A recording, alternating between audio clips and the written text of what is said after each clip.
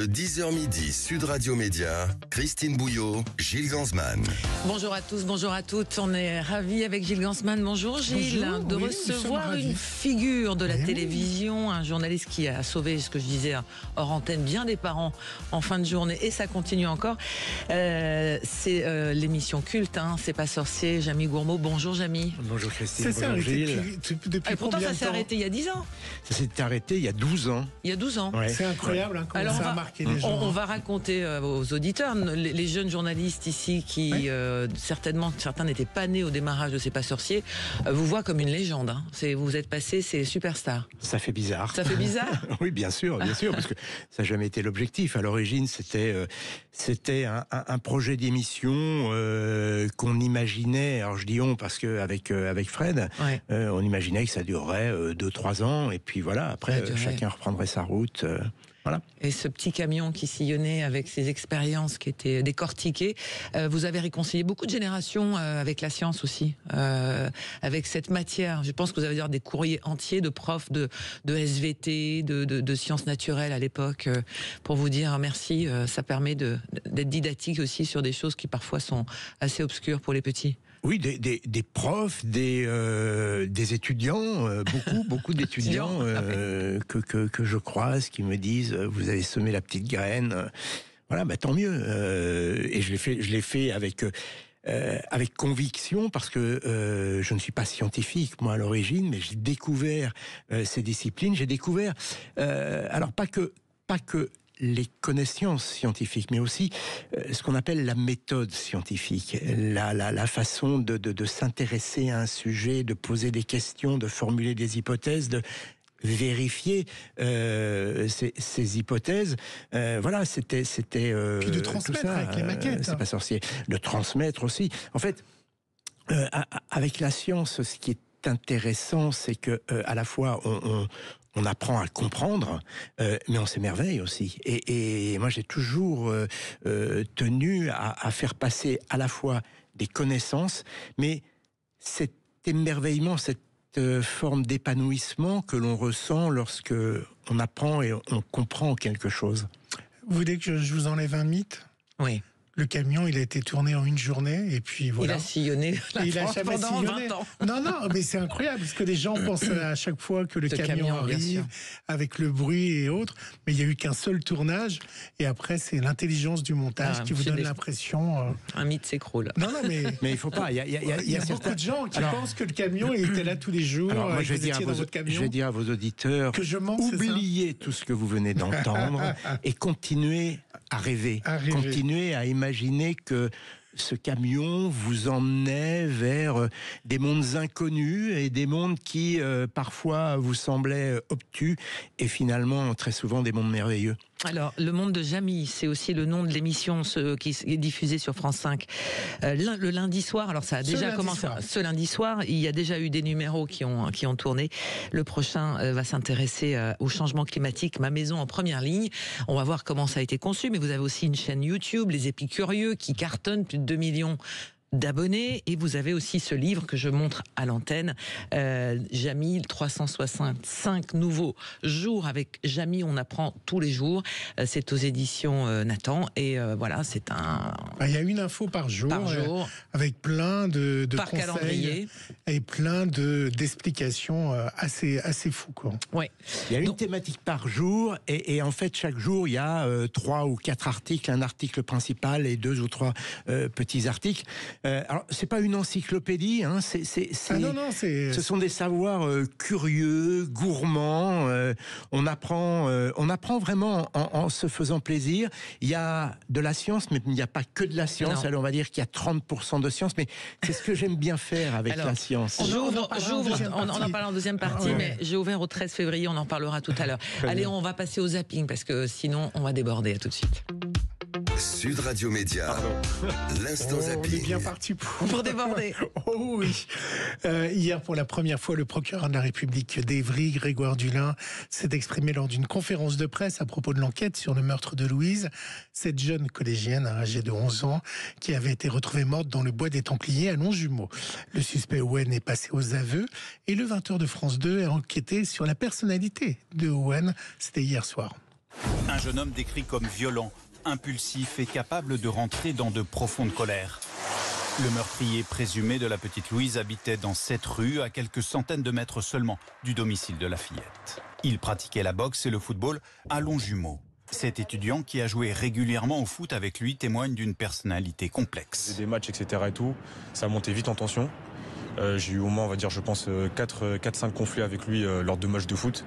Quand ça commence à essayer de vouloir en venir aux mains, et ben là, par contre, ça commence à dire ouais, je vais te faire la peau, je peux sortir un couteau et tout ça et tout. C'était normal. Puis il pouvait carrément nous menacer de sortir une arme blanche. La propre sœur du suspect le décrit ainsi devant les enquêteurs. Violent, nerveux, agressif et jouant de manière intensive aux jeux vidéo. Elle avait même déposé contre lui une main courante en avril 2023 pour violence. On fait un peu le procès des jeux vidéo actuellement avec cette affaire. C'est dangereux les jeux vidéo, Jamie? Alors déjà, cette affaire est terrible.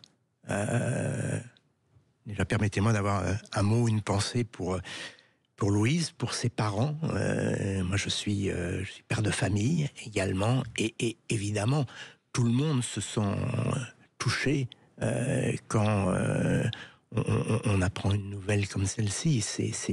C'est terrible. Terrible. Je n'ose pas imaginer, on ne peut pas imaginer. Voilà. Est-ce que les jeux vidéo sont responsables? Non, là ça devient le bouc émissaire facile. Oui, on peut devenir addictif aux jeux vidéo, mais même si l'on est addictif, de là à en arriver à cette extrémité, non. On ne peut pas incriminer, à mon sens, les jeux vidéo. Je veux dire, toutes les personnes qui jouent à des jeux vidéo ne sont pas des criminels en puissance. C'est une vidéo qui a fait le buzz hier, et c'était, je pense, le but recherché, de faire le buzz pour la promotion d'Envoyé spécial. Élise Lucet a publié sur Instagram, elle, qui s'est rendue à l'Assemblée nationale pour proposer un test aux députés. Écoutez.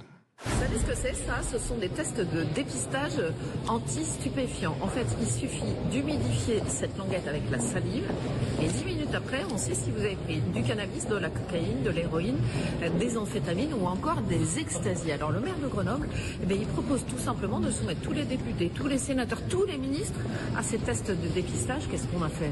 On est venu ici, dans la salle des 4 colonnes, à l'Assemblée nationale.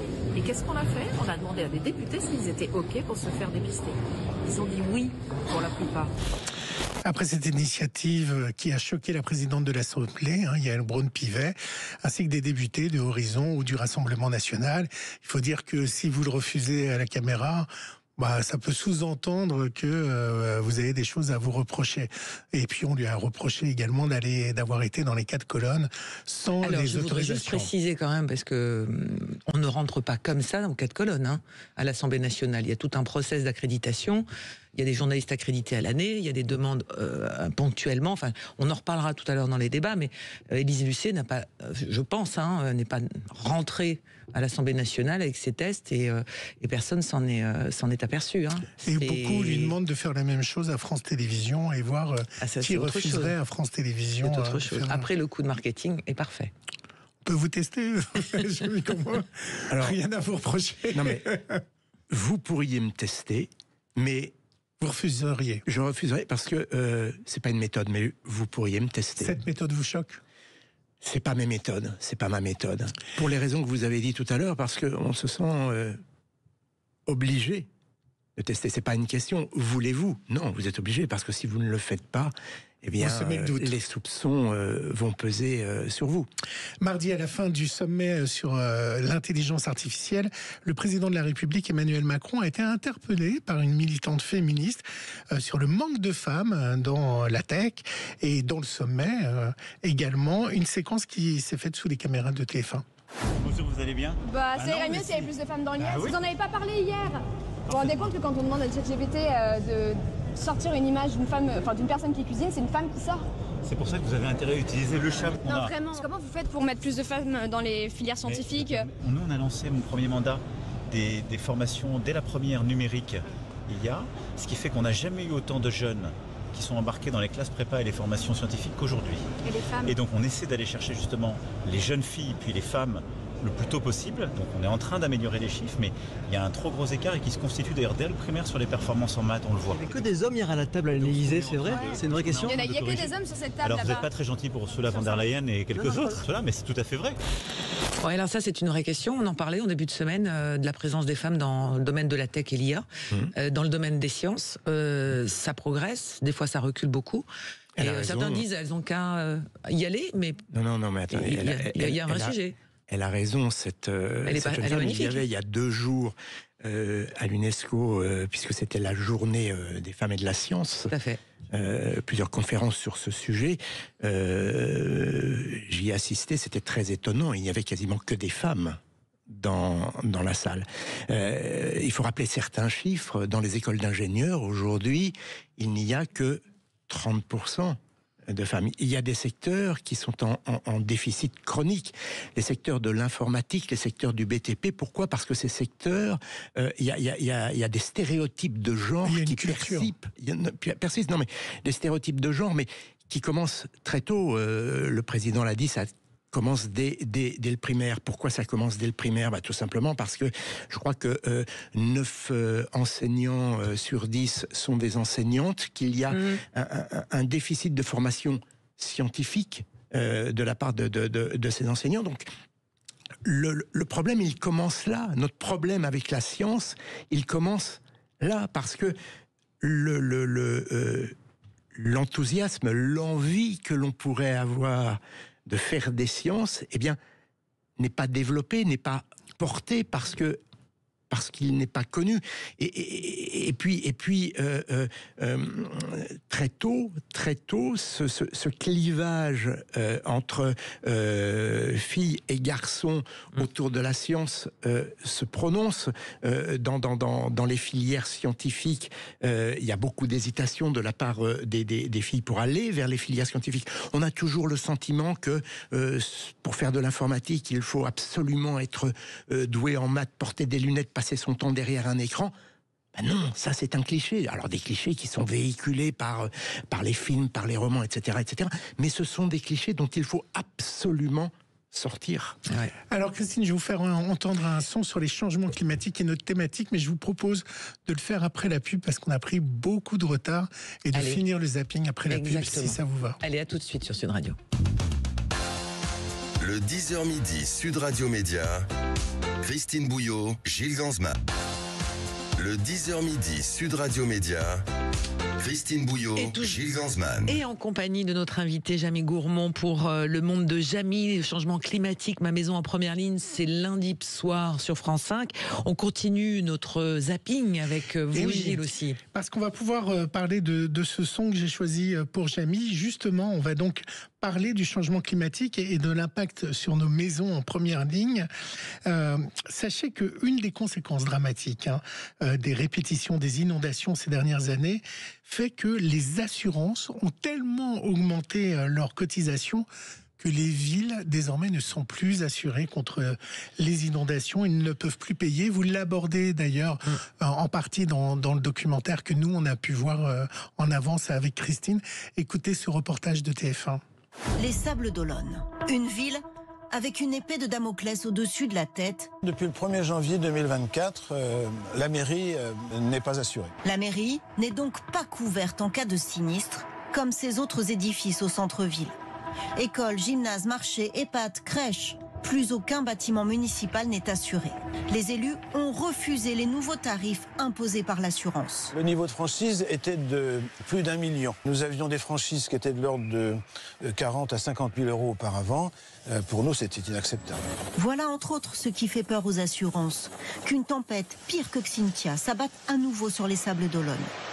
Dans les prochaines décennies, avec le réchauffement climatique et la montée du niveau de la mer, l'eau pourrait créer des dégâts bien plus importants encore. S'il y a débordement, ça sera au port ici. Et fatalement, l'eau va descendre puisqu'on est plus bas. Et là, au pire, on peut avoir 1 mètre d'eau.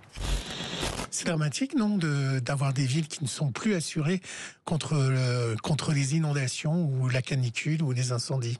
Alors, ce qui est extraordinaire, c'est une ville que je connais bien, les Sables d'Olonne, parce que je suis originaire de Vendée. Alors ça, je ne savais pas qu'on avait choisi le son. Ce qui est complètement, oui, mais ce qui est complètement dingue, c'est que on a là sous les yeux l'évolution de notre climat. Moi, quand j'étais enfant, que j'allais en vacances en week-end au Sable d'Olonne, eh bien, ce risque n'était absolument pas présent. Or, ce risque, aujourd'hui, il est là, et on voit qu'au Sable d'Olonne, il a fallu rehausser les digues pour éviter pour éviter le risque de submersion, enfin pour le limiter. Oui, c'est dramatique, mais on est face à ce risque. Moi, je n'ai pas de solution. Je crois que le coût des catastrophes naturelles en France, cette année, il a été de 6,5 milliards. Et je crois qu'en 2050, ce sera de l'ordre de 25 milliards. Comment fait-on? Donc vous n'en voulez pas aux assureurs qui ne couvrent pas les habitants et la ville? C'est pas que je leur en veux pas. Je ne connais pas suffisamment bien ce sujet pour porter un jugement sur les uns ou sur les autres. Mais force est de constater qu'il va bien falloir trouver une solution. Laquelle est-elle? Je ne le sais pas, mais si on veut assurer tout le monde face à ces catastrophes naturelles, eh bien, il va falloir que tout le monde y mette un peu de sa poche, et même ceux qui ne sont pas concernés par ces catastrophes naturelles, eh bien, risquent de voir leur police d'assurance augmenter pour que les personnes qui sont confrontées à ce risque, eh bien, puissent s'assurer. Dans le documentaire qu'on va voir, on continue du coup, dans le documentaire qu'on va voir, ce qui est intéressant, c'est que vous expliquez qu'est-ce qui se passe après les inondations. Et là, les maisons s'effondrent, il y a de la mousse dans les murs se fissurent. C'était ça aussi le but de ce qu'on va voir dans le monde de Jamie. Le but de cette émission, ce documentaire, Ma maison en première ligne, c'est effectivement de ne pas parler que des risques, puisque maintenant les risques, bien, ils sont effectifs. Voilà, les catastrophes se produisent. C'est de voir comment on peut faire face à ce risque. Et donc, aujourd'hui, alors dans l'émission, on aborde toutes les grands ces grands risques qui concernent nos maisons. On parle d'inondations, de canicules, de fissures, d'incendies, de submersions. Si on veut parler d'inondations, par exemple, aujourd'hui, il faut adapter son habitation, sa maison. On sait que ça peut monter, on est dans une zone où on sait que l'eau peut monter, eh bien il faut éviter au maximum que l'eau rentre. Alors il y a des solutions, on peut étanchéifier. C'est la culture du risque. C'est la culture du risque, et c'est comment je fais face. Voilà, il y a ce risque d'inondation. On a aujourd'hui certains moyens pour éviter les dégâts, éviter que ça ne coûte trop cher justement aux assurances. Ouais, et aussi aux sinistrés, aux sinistrés climatiques, parce que maintenant c'est comme ça qu'on les appelle, y compris chez nous. Mais on est toujours surpris, et on le voit dans l'émission, c'est le choc et la sidération d'un événement climatique qui peut être prévisible, mais en même temps qui est tellement énorme que les gens sont sidérés que ça puisse leur arriver. Donc je parle de culture du risque. C'est quelque chose on n'a pas conscience, il n'y a pas d'endroit aujourd'hui maintenant où on est face à ce risque. Il y a très peu d'endroits. Il y a très peu d'endroits. Regardez les inondations, je crois que c'est 18 millions de Français qui sont concernés par ce risque, soit parce qu'ils vivent à proximité d'un cours d'eau, soit parce qu'ils vivent à proximité de la côte. Donc vous disiez sidération. Pourquoi? Parce que je pense que les effets du réchauffement climatique, pendant des années, se sont manifestés de manière assez douce. Sauf qu'aujourd'hui, ça se manifeste de manière beaucoup plus violente. Voilà, pour plein de raisons qu'on pourrait expliquer, que je pourrais développer, mais je ne sais pas si on a le temps. Voilà. Et ceux qui remettent en question ça, ceux qui disent C'est le cycle logique de l'évolution de la planète. Il y en a encore une grande partie. Non, mais quand bien même, il pourrait dire, il y en a une grande partie, il y en a pas autant que ça. Quand bien même on pourrait dire c'est le cycle. Il y en a un qui est à la tête de la Maison Blanche quand même. Voilà. Oui, absolument. Mais quand on dit c'est le cycle logique, déjà il faut venir voir, regarder, lire, observer et ce réchauffement climatique, il se manifeste, il est là, il est présent. Voilà, il y a suffisamment d'éléments pour le constater. Et ça ne veut pas dire qu'il ne faut rien faire. Voilà. Donc, mais vous savez, quand on parlait de la Maison Blanche, je suis allé plusieurs fois. Alors, il y a tous ces événements, qu'on voit ce qui s'est passé dans le Nord il y a 2 ans, ce qui s'est passé en Bretagne récemment. J'ai la chance d'être allé tourner plusieurs fois à Chamonix sur la mer de glace. J'y suis allé la première fois en 1995. J'y suis retourné en 2002, puis en 2014, et j'y suis retourné en 2022. Le recul de cette mer de glace, je l'ai vu, je l'ai ressenti. Donc, c'est une évidence. C'est une évidence. Voilà. Le reportage commence en voix off en indiquant que derrière les États-Unis, c'est la France qui a le plus. Voilà, on est deuxième sur les événements. Exposé au risque. Exposé au risque événements climatiques. Pourquoi la France et pas l'Allemagne, l'Italie ou l'Espagne? Ça veut dire qu'on n'a pas eu une politique assez importante dans le domaine, dans ce domaine-là? C'est dû à la configuration géographique de notre. L'Espagne, elle n'est pas loin de chez nous. Ils ont des montagnes et la mer. Ils ont des montagnes, mais ils n'ont pas le même nombre. À la surface. Alors, c'est pas qu'une histoire de surface. Il y a une histoire de cours d'eau. Il y a une histoire de cours d'eau. Il y a une histoire d'exposition de traits de côte. Voilà. Ils ont la montagne, mais ils en ont un peu moins que chez nous. Voilà. Donc, et puis, même s'il y a eu des pluies catastrophiques au mois de septembre dernier, c'était septembre-octobre, dans la région de Valence, okay, eh bien, il n'y a pas la même configuration géographique qui peut entraîner la même fréquence d'événements catastrophiques comme ceux que l'on voit, d'événements aussi violents que ceux que l'on a vécu. Qu'est-ce qu'on peut faire ? Qu'est-ce qu'on peut faire ? Alors, il y a les solutions à long terme, et puis il y a les solutions à court terme. Les solutions à long terme, il y a très très longtemps qu'elles sont évoquées. Il faut absolument réduire nos émissions de gaz à effet de serre. Mais on le fait depuis 10 ans. Mais on le fait, mais pas suffisamment. Et puis, ce sont des choix qui ne concernent pas que la France, qui ne concernent pas que l'Europe.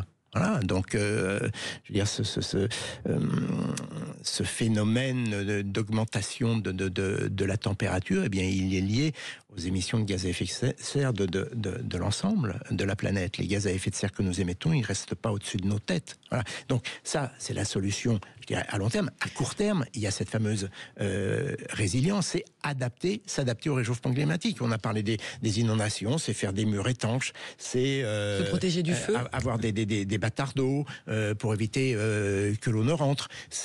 On évoque une problématique qui concerne une maison sur 2 sur notre territoire, le problème des fissures, parce que le sol, les argiles se rétractent quand il fait très chaud et puis gonflent quand il pleut.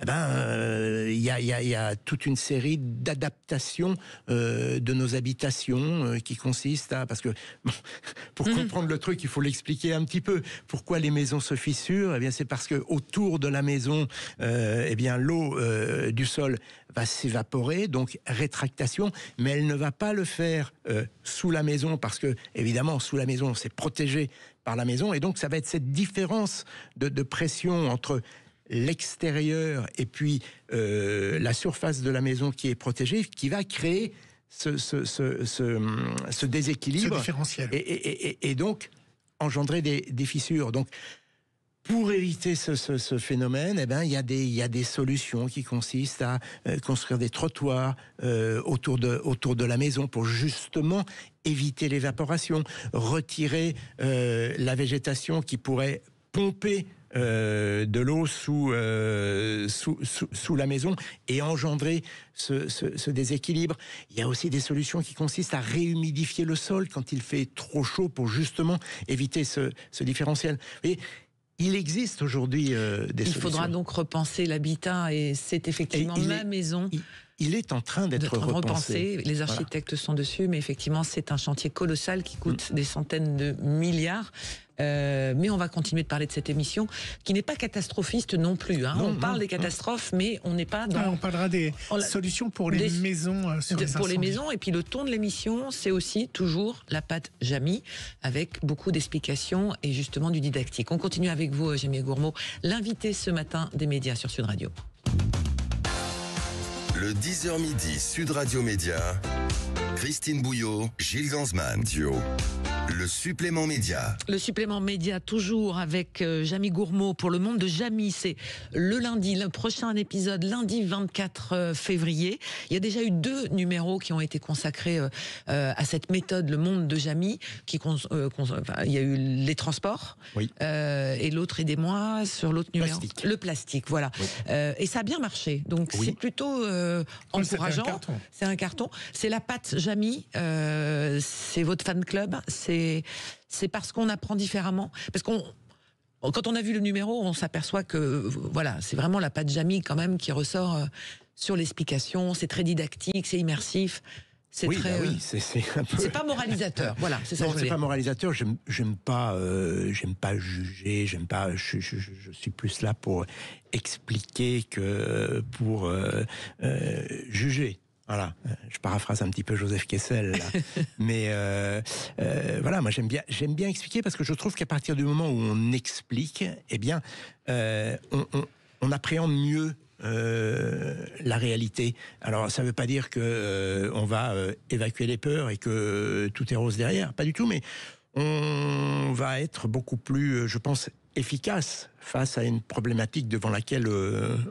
Les médias ont un rôle crucial pour vous dans l'explication des dérèglements climatiques, du didactique. Il y a beaucoup de choses aujourd'hui sur l'ensemble des chaînes qui sont proposées. Et encore et encore. Alors, et les gens ne sont pas lassés. Alors, c'est essentiel. Je pense que, en plus, sur le service public, c'est essentiel. Moi, j'ai toujours fait de la pédagogie. J'aime bien expliquer. On le disait il y a quelques instants. Je ne sais pas faire autre chose. Donc, voilà, je trouve que expliquer, c'est éclairant. Voilà. Et expliquer, c'est donner des clés au public pour qu'ensuite il se fasse sa propre opinion. Mais moi, je n'ai aucune envie de donner mon opinion pour que d'autres s'y raccrochent. Mais vous êtes conscient que vous êtes pour le grand public la personnalité qui explique la science. Vous êtes un espèce d'étendard pour la science en général, la vulgarisation. Il y en a peu sur les médias. J'ai pas cette conscience-là.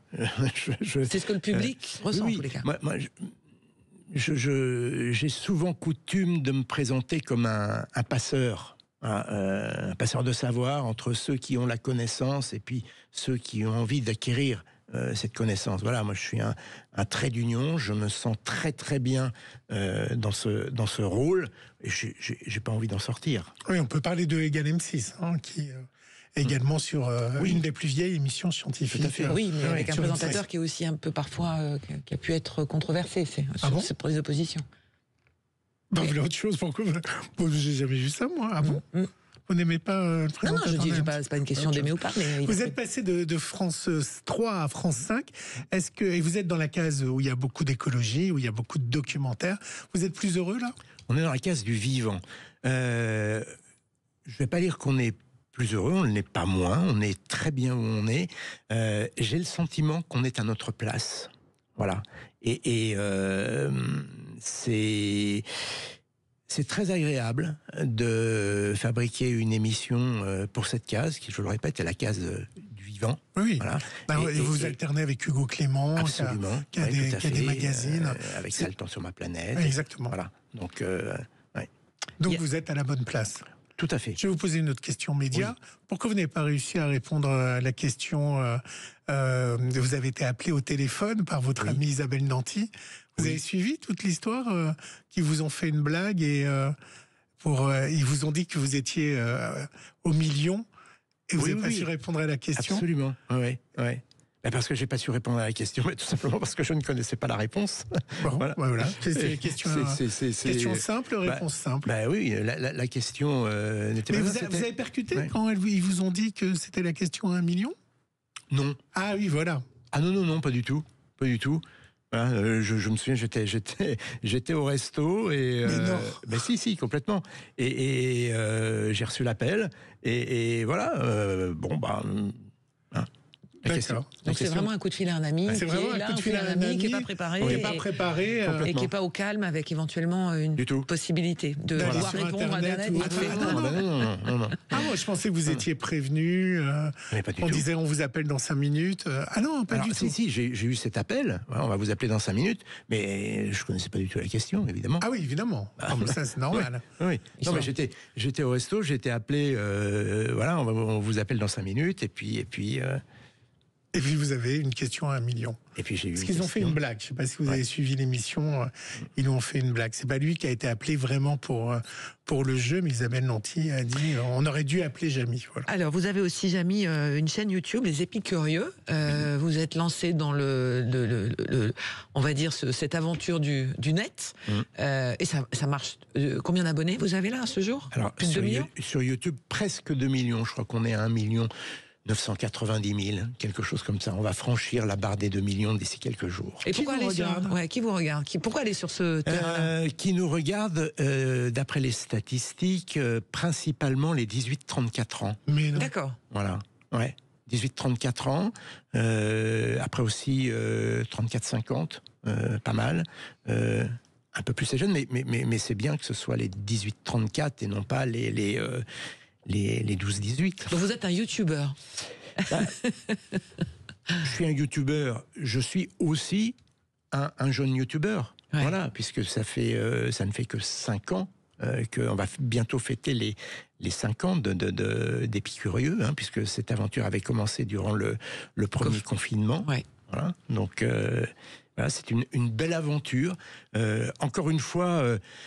assez inespéré, parce que quand on a commencé à faire ces vidéos avec mon épouse le premier jour du confinement dans notre jardin, dans votre atelier, avec un téléphone qui n'était pas de toute dernière génération, on n'imaginait absolument pas créer donc cette marque Épicurieux qui a alors 2 millions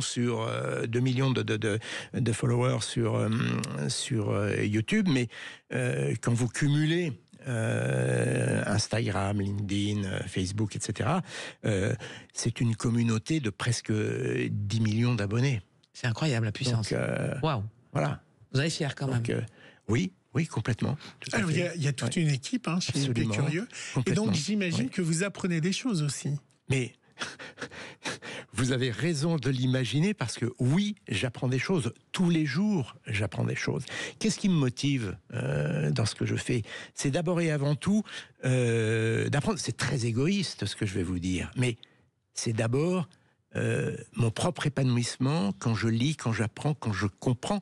Et à partir de là, j'ai envie de partager ce savoir, de partager cette forme d'épanouissement,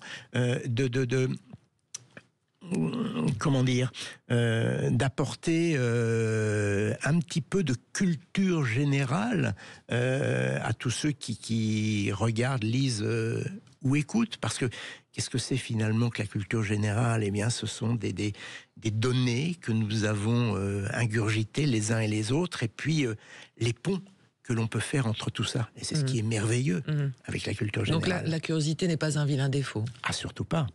Surtout pas. Vous vouliez regarder la page dans le livre, la page du jour. Donc je montre à nos auditeurs, que ceux qui nous suivent sur YouTube, on est presque au million, nous, hein, donc on va passer le cap dans quelques heures. C'est donc vous, 365 nouveaux jours avec Jamy, on apprend tous les jours. Et donc, chez Nathan. Et donc le 13 février, c'est les vacances scolaires, on part à la montagne. Donc aujourd'hui, d'où vient le mal des montagnes? C'est la question. Absolument. Pourquoi la montagne fait-elle péter? Oui. Ça, c'est drôle. La montagne à coups d'une souris, donc ça, c'est la petite expression, mais qui a une explication tout à fait rationnelle, puisque des chercheurs ont aperçu une souris à oreilles jaunes qui gambadait à plus de 6700 mètres d'altitude en Amérique du Sud. Oui. En fait, c'est pas l'origine de l'expression, mais c'est une petite anecdote autour de cette expression. Effectivement, on a découvert une souris à cette altitude, et les chercheurs, d'ailleurs, tout le monde est ravi de cette découverte, très étonné, mais ça pose aussi d'autres questions, puisqu'on se demande, mais de quoi se nourrit-elle, puisqu'on est à une altitude où il n'y a plus de graminées. Donc, comment fait cette souris pour se nourrir? Et voilà. D'où l'expression. Et comme demain c'est la Saint-Valentin, si je peux tourner la page. Oui, c'est la Saint-Valentin. C'est très joli. Depuis quand le cœur est-il le symbole de l'amour? Voilà, je vous laisse découvrir. Alors ça c'est marrant, parce que justement le cœur finalement que l'on utilise comme symbole de l'amour, c'est vrai qu'on se dit, mais finalement, ça ne ressemble pas à un cœur. Pourquoi l'appelle-t-on un cœur, et depuis quand est-il le symbole de l'amour? Donc on lira, il faut lire le livre, je ne donne pas la réponse. Vous vous souvenez de la réponse? Oui, je crois que l'histoire du cœur, en fait, très tôt, le cœur a été associé à l'amour, mais ce symbole, je crois qu'il n'apparaît qu'à partir du 13 ou 14e siècle, tout à fait, me semble-t-il, et c'est lié, au début finalement, je crois que le cœur c'était une sorte d'émoticône qui était utilisé pour illustrer, mais pas forcément des textes qui étaient en rapport avec l'amour. Et puis je crois qu'un jour, un chevalier a utilisé ce symbole comme gage d'amour, et à partir de là, ce cœur est devenu le symbole de l'amour. Voilà, c'est absolument. Oui, c'est exactement ça. Voilà. Et on apprendra aussi pourquoi on dit le French kiss, pourquoi est-il français, ça, c'est rigolo. Alors qu'en réalité, il pourrait s'appeler n'est pas français. Voilà. Et pourquoi il y a un lien, et pourquoi on dit tomber amoureux. Donc c'est tout ça. Et il y en a plein comme ça. Et c'est vrai que tous les jours, on peut s'inspirer de sa culture générale. C'est hyper bien fait. On peut vous le recommander, mais chaudement. Et c'est vraiment le genre de bouquin à poser sur une table, sur la table du salon, et puis on pioche, et on n'est pas obligé de suivre la chronologie. Moi, j'invite tout le monde à picorer. On peut jouer avec ses enfants et poser des questions. Voilà. Surtout pour le Pictionary, ça peut donner des réponses aussi sur certaines questions. Non, voilà. Donc, on vous le recommande. 365 nouveaux jours avec Jamy. On apprend tous les jours aux éditions Nathan. On vous donne rendez-vous, chers auditeurs, le lundi 24 sur France 5 pour un nouveau numéro du Monde de Jamy, Changement climatique, Ma maison en première ligne, et également votre chaîne YouTube, entre autres, des Épicurieux. Merci infiniment d'être passé nous voir. On était ravis de cette petite séquence avec vous. De cette longue séquence, c'est très bien. On a eu le temps. On a eu du temps. Ça, c'est bien. Là, on parle des maisons. Le prochain numéro, vous avez déjà certainement tourné, qui est dans les cartons, sans doute en montage. Alors, vous allez vous intéresser à quoi? Il n'y a pas de diffusion, il n'y a pas de date encore. On a plusieurs numéros en carton. On a un numéro sur la Méditerranée. On a un numéro sur les volcans européens qui se réveillent. Voilà, on a des choses passionnantes. Eh ben, on vous suivra avec grand plaisir. Merci Jamy d'être venu sur Sud Radio. Merci Christine, merci Gilles. Et puis on peut aller sur France.tv voir les deux autres numéros qui sont en ligne sur le plastique. Absolument, c'est en replay, c'est en accès, et si vous allez sur France TV. France.tv. C'est ça. Merci beaucoup. Dans un instant, on va se retrouver avec nos débatteurs pour les sujets d'actualité. On va tenter de se mettre d'accord. À tout de suite.